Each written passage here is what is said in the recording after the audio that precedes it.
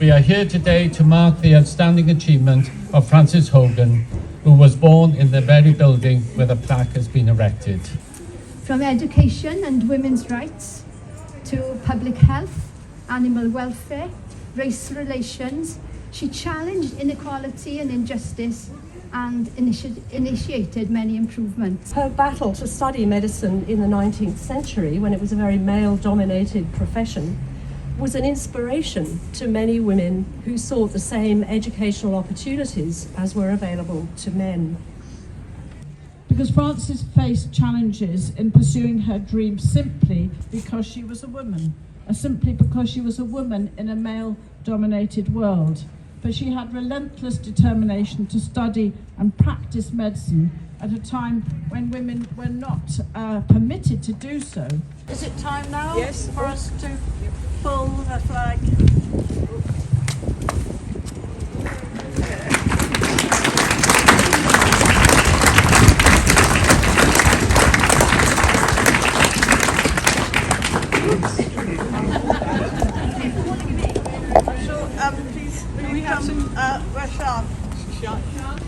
Someone who is doing a medical degree in 3 rather than 6 years, and then in her spare time learns Sanskrit, is a sort of amazing woman that you feel you would have loved to have met. And when I was looking a bit on the web and using Mr. Google, I came across an article about her in the magazine for the North London Collegiate School, because she was the supervising doctor for them for a few years, and she then, in their magazine, she is being celebrated as a female exemplar. My colleague here has been nursing this ewer all morning and has told the story better than I can. It was given by the Brecknock Society in 1970 to mark the 100th anniversary of her receiving her doctorate. It's got an inscription on there: one Lord, one faith, one baptism. We don't quite know who the friends are. We don't know. Do we know who the friends are? We have that. No. But it's Brecon Society and friends, whoever they are. Please come and take a look. It is used today. We use it for the baptisms in the font, which is the oldest medieval font in Wales. If you've not seen it, please walk up the hill and you're in for a nice surprise. Here was a wonderful woman born in Brecon, brought up in Glamorgan, and then went to Hutt to go overseas to get qualified, and then her work was international. Give us a bullet point list, if you like, of some of those achievements, some of those campaigns that she fought. Well, she certainly was essentially about women.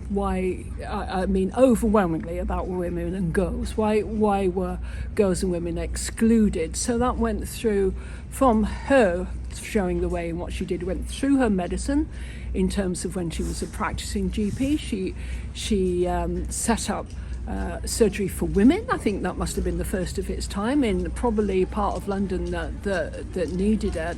And then she ended up towards the end of her life looking at education here in Wales, but she was concerned about equality, the women's vote. She was concerned about black people across the world, various parts of the world where poor people were suffering unduly from, we know she went up to help sort of fight against leprosy. There was no end to what she wouldn't turn the other cheek, definitely not if there was a cause that needed to be fought. She was there. And, as a woman, I've been a woman politician, I know sometimes that's easy to just sit down and keep quiet and not say things, but it's never the right thing to do. And so as a role model for young women, she's just as relevant now as in her time, I think. She was born a very long time ago, 1843. Why do you think her story, her inspiration, is important to all of us today?